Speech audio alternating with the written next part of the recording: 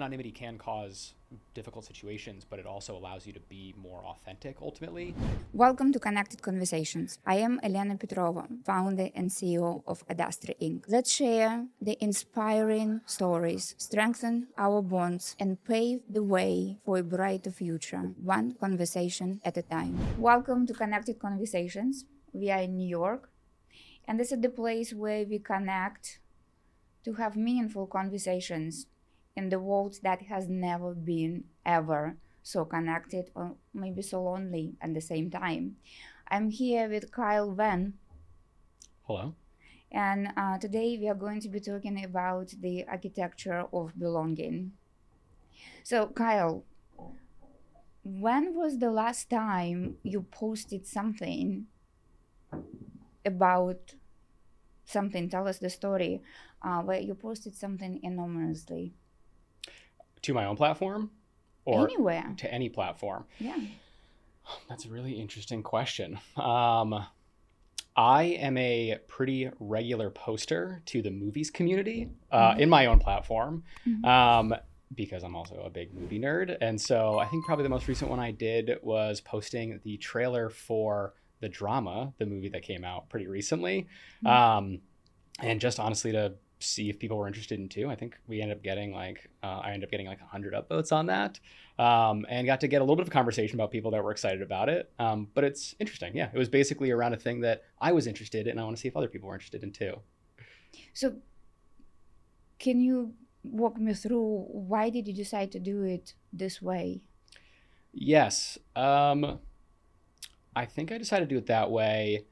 It wasn't so much that I was worried about hiding my identity, but it was more that I ultimately, because it's my platform, and if I were to post with my own identity, which is possible to do on Yik Yak, it probably would have changed the nature of the conversation that would have come from it if they saw that a movies post was from the CEO of Yik Yak, the platform they were using. And so ultimately, I think it was a matter of trying to get more meaningful and authentic conversation to happen, at least in that very specific use case.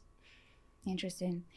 All right. So today we are going to be talking about Yik Yak, the platform that is being used by how many students around US? Yeah, we have about 2.2 million students that use our platform every single semester. So we say it's about 15% of the whole undergrad population in the US. Wow. And you took over this position, what, about a year ago?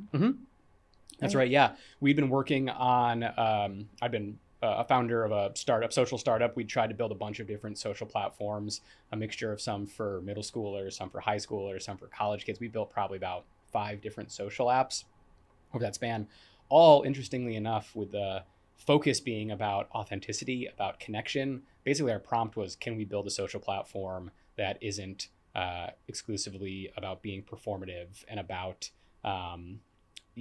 putting on a different face, and more about being your authentic self and finding a way to connect people based off of their affinity or their interests.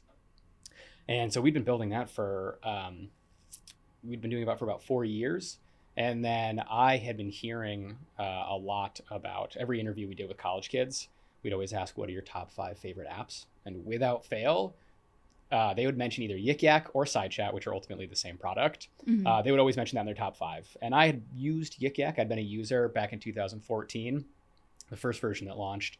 And I was actually kind of surprised to see that it was still as thriving as it was. And so I was like, I need to talk to this founder. I need to talk to the CEO who runs this company because I'm enamored. I love it. I think they had made so many positive changes to make it a better platform.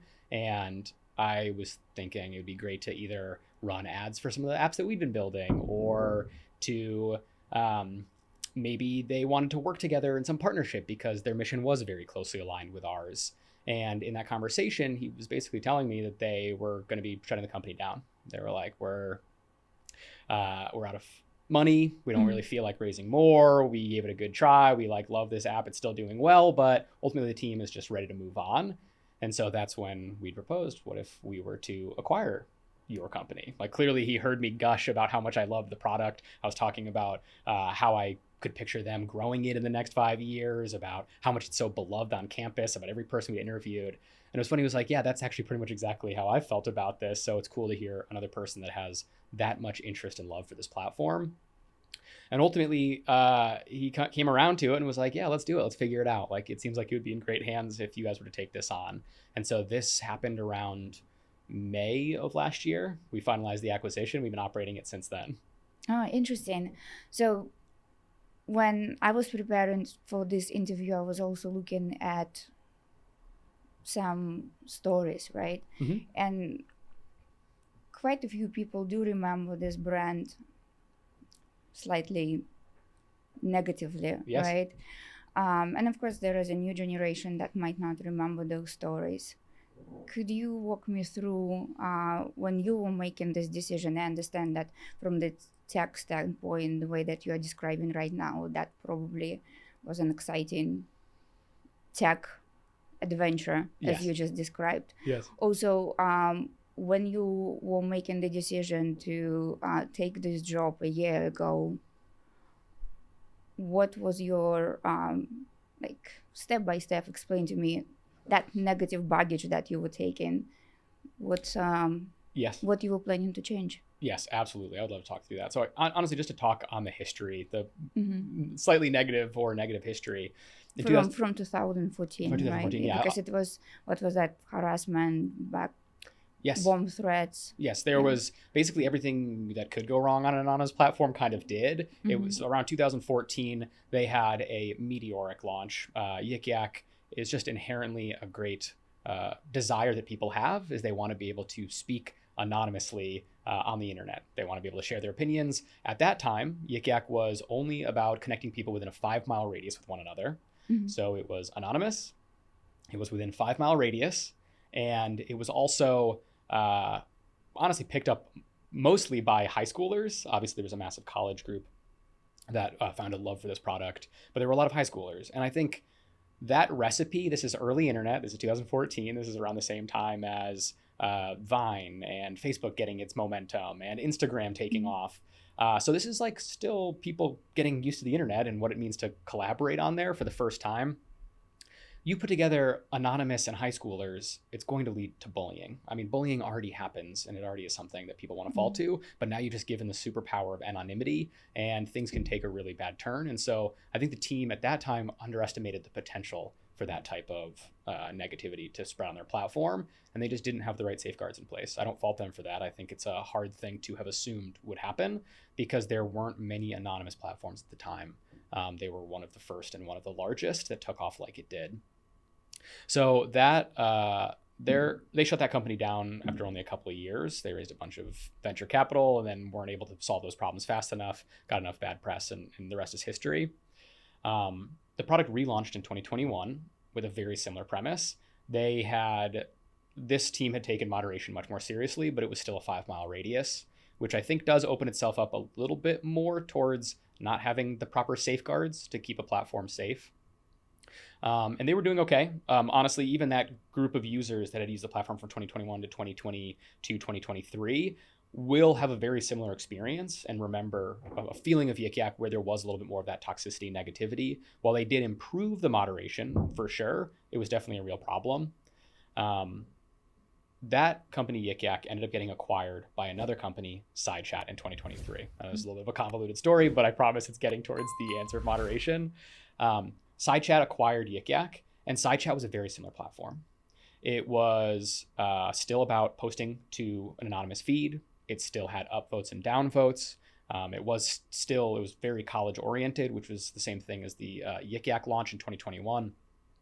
But the massive innovation that they provided was that instead of it being just within a 5-mile radius, it was requiring .edu email verification.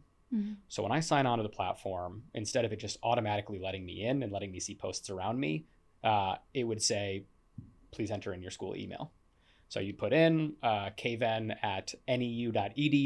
It would send an email to verify that. And then you would know that I was for sure a verified college student. And technically, the company would know that I was associated with a university. And so we know that you were a real person. You were verified. But on the platform, you were still anonymous. And so it was this concept of verified anonymity that I think was one of the biggest unlocks for making sure the platform stayed healthy and safe. And so with their acquisition of Yik Yak, they ported the onboarding system to be very similar to the EDU verification requirement. And then that allows you to if a person is posting negatively on the platform, or if the person's being toxic, or if they're breaking our guidelines, of which we have many well-published ones, you'd be able to be taken off and you wouldn't be able to come back on the platform. Ultimately, you would be banned if you had broken the rules. And that was a massive step to keep the platform safe. And so, to the context of your question, they had solved a lot of problems, the former team. I give actually all the owners of Yik Yak, of which there were many over the years, I give them all a ton of credit for all of the work they did to solve different hard parts. But I think that's why this platform is so different than the one it was even in 2021, and even more so the one in 2014, is that it has this layer of verification. So by the time we acquired it, I would still say the toxicity and negativity problems were largely solved. We had taken a bunch of steps after the fact since acquisition to make sure that we can make it an even safer place, which I'd be happy to talk more about. Yeah, let's talk more about the safety, because from what I understand, last November there was a couple of incidents. So the University of, was it North Carolina? North Carolina, and there is a university in California, right? So they're still not allowing the platform on their Wi-Fi. The students are using it, right? Yes. So they still can use it. They're not saying that it's banned. Yeah. The students can use it on a different terms, right? Yes. So what do you guys put in terms of the safety guardrails for the students? Yeah, absolutely. I mean, I think a large piece of some of those schools' reactions were, I think, some of the legacy brand that we've inherited, or that even existed from 2014 or from 2021, where it's this idea that it's an unsafe place and it's bad to have people talking anonymously online, which I think is honestly, quite truthfully, the opposite of true. If you don't give people a place to communicate, it can lead to way more safety concerns, especially if we're doing our job correctly. So I can say just a couple things in terms of, I mean, we take safety very seriously. That's like kind of the most important thing. How did you feel about it? Like, what was your reaction when you heard that news? Yeah, I think it's more we'd love to work closer with universities than to have them ban it. But ultimately, that's the university's decision to make. And so, yeah, I think users will still find a way to use it if they're finding utility and value from it. And yeah, I guess personally, I don't take it personally. I think that's a reaction. I do think it's ultimately probably the wrong decision for that university.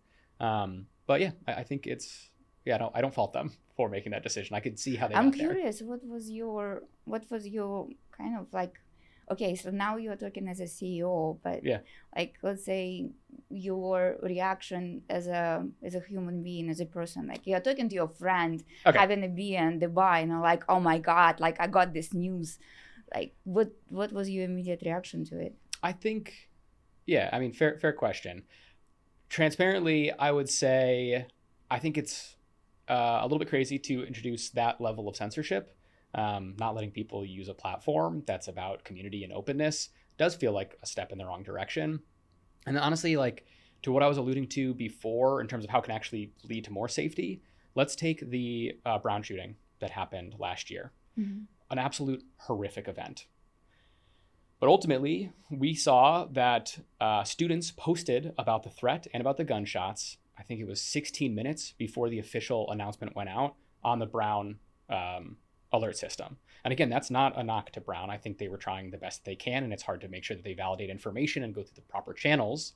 But the idea that people found out about a very critical emergency 16 minutes sooner is a very important amount of time. Any moment matters and can help save any lives. That's really important. And so I think ultimately I would say it's a misclassification of how a platform can and should be used. It's almost looking at their own student body more pessimistically than they maybe should. Because ultimately we are putting a lot of safeguards in place. We're making sure that there are the right rails to make sure these platforms stay safe. And I think we're doing a pretty great job at it. But then ultimately the people that are posting to it are the students themselves, these verified students of this college. And so you're just going to not let them talk if they're connected to that Wi-Fi.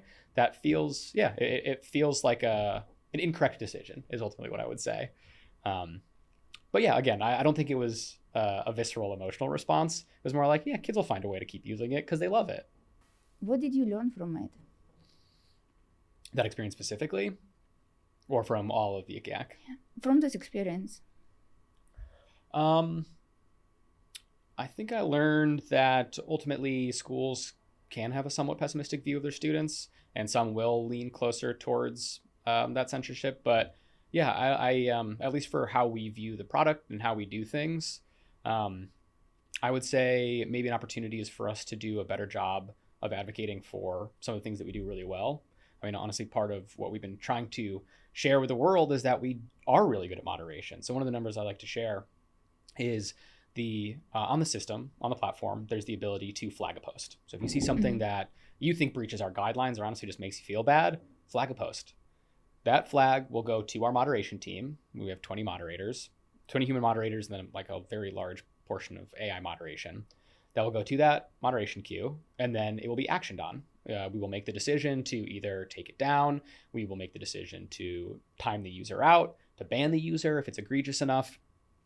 Our average time from a user flagging a post to the post being actioned on is around 42 seconds. And so that's a level of safety that I think very few other platforms can even say, especially as platforms gets larger, like a platform like Meta or other text-based platforms. They can't operate that quickly because there's so many checks that it has to go through, but we're solely focused on college students. We are monitoring this feed very regularly, and the fact that we're able to action on these posts so quickly, I think, does lead to a much safer platform. So if a post is down in under a minute, that breaches our guidelines, which I think are very in line with what a university would be hoping would be in our guidelines. Things like no personally identifiable information, no bullying, no toxicity, no reference to drugs. Those are a lot of things that I think are very aligned with what a university would hope for and what a lot of students want too. And so maybe we could do a better job of sharing with these schools how seriously we take moderation, how ultimately I think we're one of the safer places that you could allow your students to be discussing things. Yeah, I wouldn't compare your platform to Meta and Instagram because, in my opinion, you guys are very special. Because Meta, I don't know, Instagram, Twitter, all those platforms, they engage different groups, different communities, and different, again, age groups. Yes. You guys are very specific. Yeah, that's right. You are on college premises, and that makes you very interesting way to conduct business and do business. And then, of course, the responsibility and the power that you have. Yeah. Right. And then, of course, the generation, it's the generation that we learn how to communicate with. Yes. So power to you guys that for what you are doing, and we can learn from you ultimately. Right. Yeah. So I'm grateful for information that you sent me about the Valentine's Day and the games that you are implementing. Let's talk about this a little bit. Yes. So could you share that information? I would absolutely love to. So we, it's funny, as I mentioned, some of the previous apps we worked on, one of the apps we built was exclusively about affinity. It was about finding a person that you had the most in common with, because we were all about connection. All of the things we've always built have been about how you can meaningfully forge relationships with other human beings, whether that's on the internet or in real life. And so we would have people, the app was literally, you'd fill out 11 questions every single day, and then we'd find you the people that were within your college or within your high school that had the most amount of similarities with you. And that was to give people an opportunity to talk about the things that they have in common. Obviously, differences matter very much in forging meaningful relationships as well, but similarities are a really good starting point. And so we came up with this idea right before Valentine's Day. We wanted to build a product that would allow you to make similar meaningful conversations. This wasn't a full-time thing that we wanted to have running all the time, but we thought it'd be a fun little release for us. So it ended up being, we called it Yak Match, and it was like a Renaissance pop themed questionnaire that users would fill out. I think it ended up being around 42 questions that were a mix about how you'd handle things in different situations, kind of like the Myers-Briggs questionnaire, a mixture of those, but also fun ones that were like a little bit sillier and maybe nonsensical, like is a hot dog a sandwich, which is a very important question that splits people. And so they would fill out this questionnaire, and then we would do 3 different drops over the 3 weeks. The first week, we would pair you with the person that we thought you had the highest affinity with based off of a stable match algorithm. We'd find who you had the highest compatibility score with that was on your campus that we think would make a great friend. And so we also asked about interests. And so we'd put you into a DM with this person that we thought was a great candidate for you. That was week 1. Week 2, we put you into a group chat based off of people that had the same interests as you. And so we had people fill out multiple interests. So it could be baking, surfing, software development, video games, Super Smash Brothers, movies. It could be basically anything. Mm-hmm. And then we'd find these people that we'd put you into a group of people that had the same group of interests. That one, honestly, we were very surprised by how well that did in terms of forging these conversations and getting people to actually discuss. One of my favorite examples, I looked just like a summary of some of the top ones. We saw that had the most conversation happening, people that were sending the most messages. It was within like 2 hours of the match being made, we saw that there were 1,000 messages that had already been sent, which honestly is an insane rate. And so I was like, I need to see like what were these people matching on? And it was a group of people that had matched on their love of baking. And then basically I had reached out to one of them because I was curious. I wanted to just like get their perspective on how the conversation went, if they were comfortable with it. And they were telling us that within the first 30 seconds of the chat, they had organized meeting up to do a bake-off, had revealed their real identities in this anonymous chat, and were planning to actually meet up and hang out. And so it's this idea that we were able to maybe actually get a group of people that were potentially otherwise lonely to come together and meet in real life is like, that's the dream. That is literally like the thing that we want to be able to facilitate more of. And it doesn't have to be in person, it doesn't have to be revealing your identity. It can totally be anonymous too, because you can forge connections, meaningful connections online in a chat of any form. So anyways, that was week 2, was the group. And then week 3 was romantic. So whoever you identified as a person that would be an eligible romantic partner for you, we took that into consideration and we did a similar compatibility score and we put you together into a group chat, and people were able to decide if they wanted to go on dates or talk more from there. And so it was a feature that was all about compatibility and seeing a best way to bring people together. Interesting. What else did you learn from it? Because you're running such a basically show. Yeah. It was, I think, the matching based off of interests. That was one of the biggest learnings. That actually did way better. It was the idea of putting more people into a room. I think ultimately the stats were around, I'd have to double check. I probably should have brushed up, but it was around 55% of the individual conversations ended up leading to both parties sharing a chat. So, one person could have sent a message and then the person never responded or ghosted them. That did happen. That happened around 45% of the time, which kind of sucks. We had thought that would be the case. I guess ultimately 55% was kind of higher than I would have expected. The friend conversation, people chatted at a higher rate than in the romantic conversation. So I think that maybe also says something about the what people are susceptible to in terms of what connections they're making and also what connections they're interested in. We also allowed people, they could opt in or out of any of those steps. So they could say, I don't want to do friend match, but I do want to do romantic. We thought almost everyone would do romantic and very few people would do friend and group. And almost everyone did all 3. If anything, we saw romantic have the least amount or the most amount of opt-outs. The least? The most amount of opt-outs. So people were more interested in friendships and groups than they were for romantic. Why do you think is that? I think it speaks to 2 things. I think it speaks to the pressure that can be put on you in a romantic situation. So if you feel like you have to win a person over, you have to be a less authentic version of yourself potentially, I think that's a thing that's scary to people. Even in the realm of anonymity, which I think is an important step. I was going to say, do you think it's anything to do with being anonymous or not? I think anonymity in the context of authenticity can only help. I mean, that's a massive thesis for our product, is that, anonymity can cause difficult situations, but it also allows you to be more authentic ultimately. And so we have way more people. We'd actually did a survey beforehand to say, should we make the matches anonymous or not anonymous? Like reveal identities or even initials or maybe their major. And almost every person said they would rather keep it anonymous, which I think speaks more to, I guess, a large piece of this generation, but that interest in, allowing them to progress a relationship at their own rate.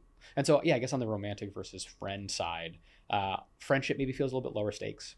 It's you feel a little bit more comfortable being your true self or revealing what you matched on. So we gave one thing, we would say one interest that you had in common with the person you matched on no matter what. So you'd have some starting point of how to discuss. And we saw that actually was a massive help in catalyzing conversations. So That's if you know you have something in interesting. common, you're like, yeah, of course I want to talk about video games. Like, I can't believe you also love video games. That's so cool. And a lot of times, even in the friend, it was a person of the opposite gender or different identities than the person that they were matched with. But once they were a friend, it just like allowed conversation to flow more freely. So I think we probably lean harder into that in the future too, is just allowing friendship conversations. You're effectively running experiment on what you just said, 2 million people. Mm-hmm. And we do know that as of right now, in this era of AI, um, personalization is the biggest trend. Yes. And we are all talking about identity, how to build identity of the brand. Yeah. And there is a lot that our listeners, leaders of any organization, that can learn from you, right? Let's say if there is a leader of some business brand that would be asking you a question, and the question would be, okay, Kyle, I want my community, or I want my company, or I want my employees to be more honest with each other. Yeah. What we can learn from you that you learn from the data of your platform. We're talking about honesty. Yes. How can I don't know, change my company culture? Yeah. What can we ask you?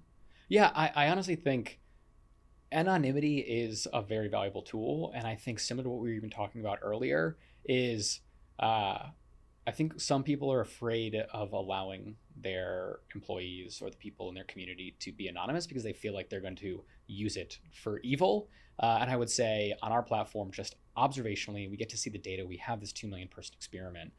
99% of the things that people share are about either building each other up or just sharing their authentic takes on things.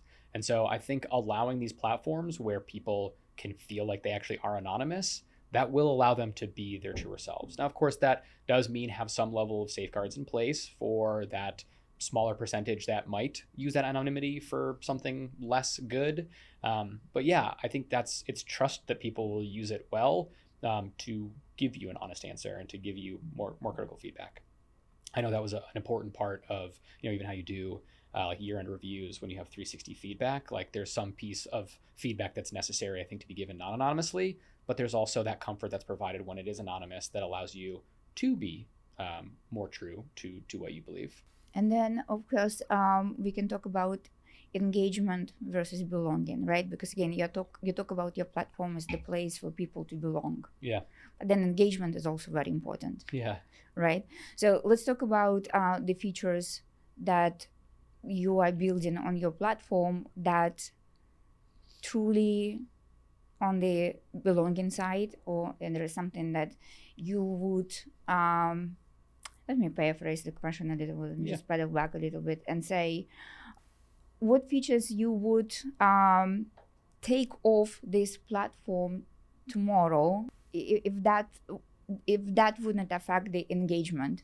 Yeah, interesting. Yeah, I definitely get it. I mean, that idea of like engagement versus belonging is, and even like I put belonging and maybe identity in the same camp. Our product, we look at it, there's no feature we add that is only for engagement. That is like a core principle of everything we do. It's something we've seen that every other social platform has seen the temptation and gone down that road of trying to milk more time out of their users. And so they'll add more features that technically are either addicting or that drive people to use their apps for longer, but don't serve the greater purpose. And I think that's going to be the greatest downfall of social platforms in the long run, is not actually providing a real utility to their users. And so I look at some of the entertainment-based apps that are now just mindless scrolling of feeds. They went for maximizing engagement and don't really care about belonging. And I think every feature we build is in some way about belonging. And I'll definitely get to what I would remove in a second, but I would say like maybe even on that, a feature that would on its face look more like it was for engagement. So we added in daily games. It's a thing that you'll see games on a lot of other apps. Netflix has games, YouTube has games. There's games embedded in a lot of these different experiences. And we built in games, but we wanted to do it in a way that still tied towards identity. So it isn't just you playing a daily game, which could be like a daily jigsaw puzzle or a daily word scramble.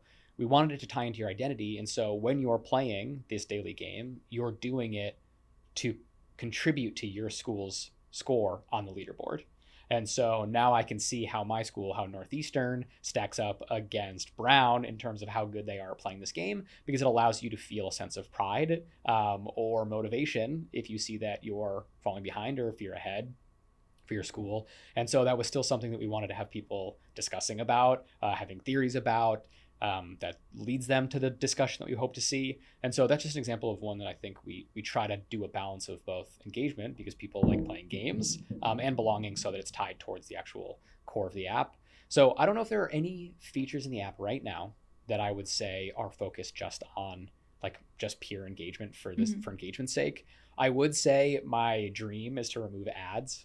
So there are ads in the platform, which is part of our monetization strategy. And yeah, I mean, we would love to find a better way to monetize the platform in a way that isn't about selling our users out, or in a way that's just shoving content in front of their face that might not be necessarily relevant. We try our best to make sure the ads are as relevant for Gen Z as possible. But at the end of the day, yeah, that's one thing I would love to keep going further on and see if we can find more creative ways.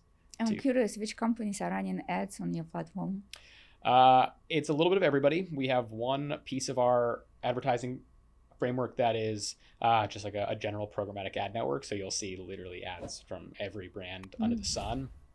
Some of the other brands we've worked with recently was, I can't say their exact names, but a very large skincare brand that is very well known, a very large media streaming brand that's really well known. And then there's also, we did, this was more in line of what we'd like to do in terms of that monetization, is partnerships. So we partnered with this company called Ditto. They are a dating app, a new startup that raised, I think like around 9 million in funding. And I love their thesis. Like, their idea is still about bringing people together. And so I had already mentioned that Yak Match feature we made for Valentine's Day. We reached out to them. We were like, would you guys want some like collaboration with this feature we've already built? Like, it feels like we don't want to be a dating app. We love your dating app.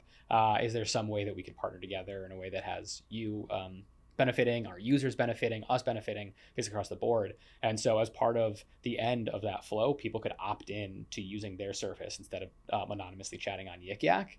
And it was great. Like, the people that used it ended up loving it. So you already guys implemented it? We built the questionnaire, we built the matching process, we built all of that. And we happened to be having a conversation with the founder of Ditto. And he was like, oh, he's like, I love this idea. I'd love to be a piece of this. And so we had an option at the very end of the flow for them to text in to Ditto, which is a text-based dating platform. So then that dating platform is going to be connected to Yik Yak.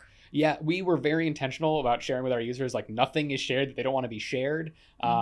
We would say, like, only your answers to the specific questionnaire, but nothing about your identity, nothing about your email, nothing about your Yik Yak platform. I mean, that's something we take so seriously because people want our platform. They know our platform to be very anonymous. And so we did make it clear, you're texting a separate service. They will ask you a different set of questions that we have no access to. But yeah, we ultimately then said, if you'd like to, please go ahead and text in this platform. And that was just like, that's the best case scenario for us, where we get to partner with a cool brand. We get to help a startup. I think they ended up 4xing or 5xing their user base off of this partnership.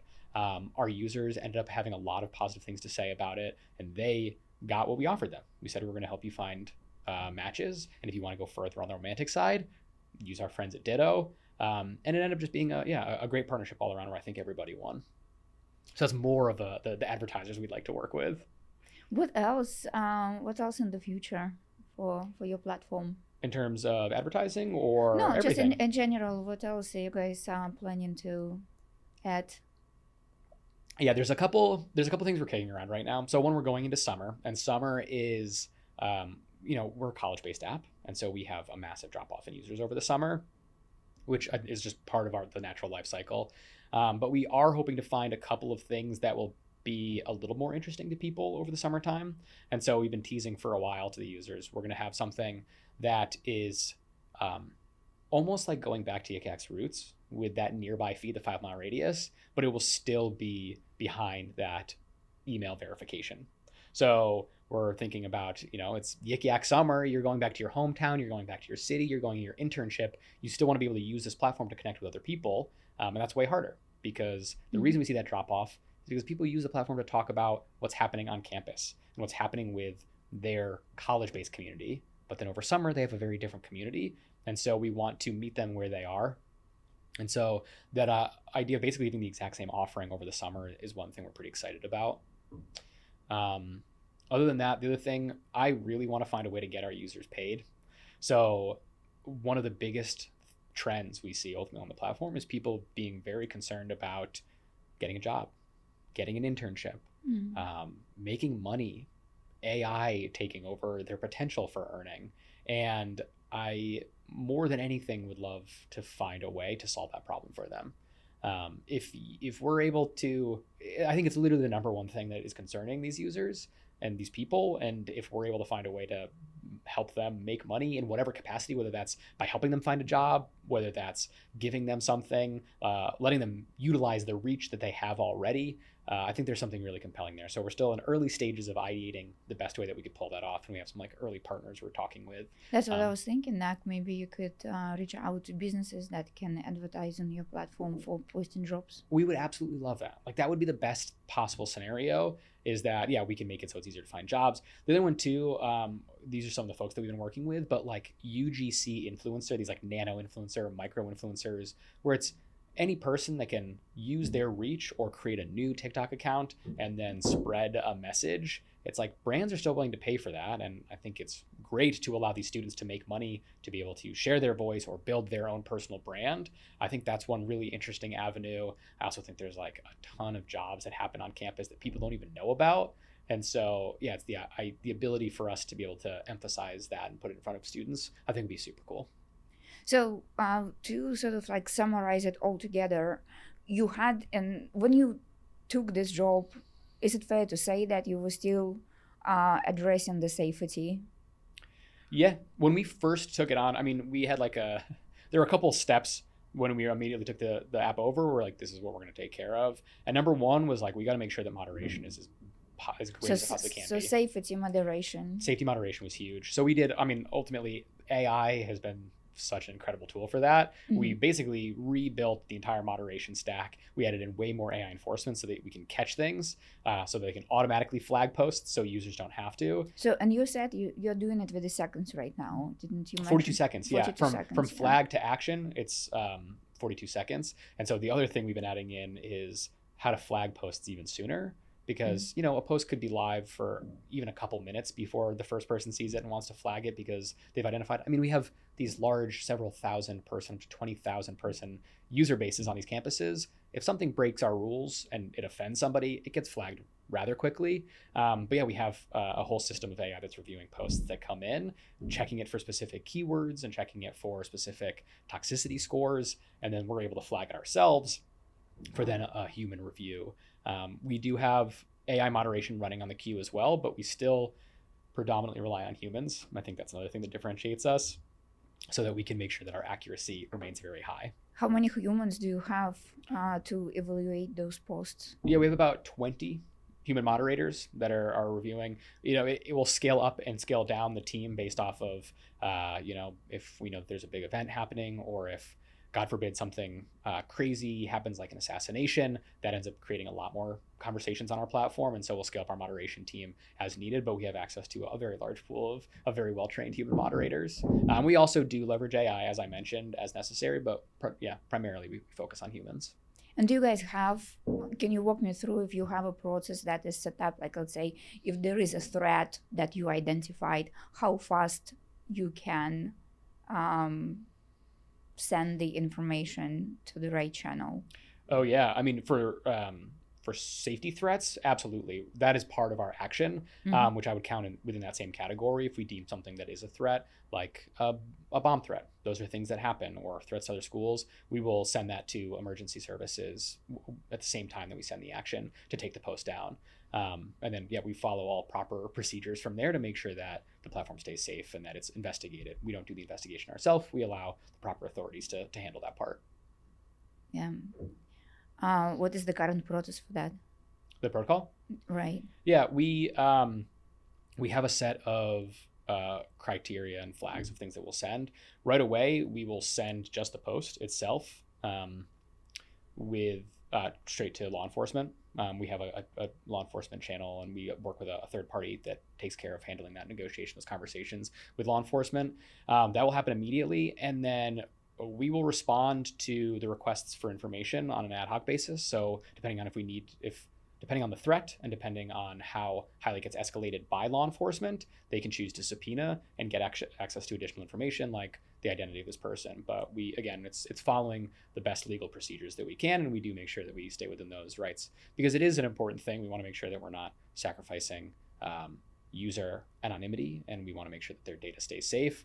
But when a threat happens, we're sharing the proper amount of information so that it can be investigated properly. So, okay, now we have safety. Yeah. Then you're talking about engagement, belonging. So you say, if you can give me 3 highlights that you're currently working on to make this platform the best platform for the students in this country. It's an awesome question. I would say number 1 is safety, which we already covered. I think number 2 is access to a community that accurately represents my identity. And I say that mostly as our platform is around identity. It's around community. It's around finding people that matter to me and that have relevance and allow me to feel that form of connection. And so in its simplest form, the product that we inherited was mostly about college. So we have a large percentage of our users are freshmen because when you're a freshman, a large part of your identity is the college that you go to. It's the things that are happening on campus. And as you get older, you develop more interests and your identity shifts. It becomes less of a massive percentage being owned by college as my identity and more about those interests and who I am as a person. And so the second category is allowing us to connect with that identity. And that could be nearby or location during the summertime. That could be us leaning harder into communities like I mentioned, like movies. If you're a person who loves movies, let's put you into a group of other people that love movies. Or if you're a person who loves Taylor Swift, we have a community called Swifties.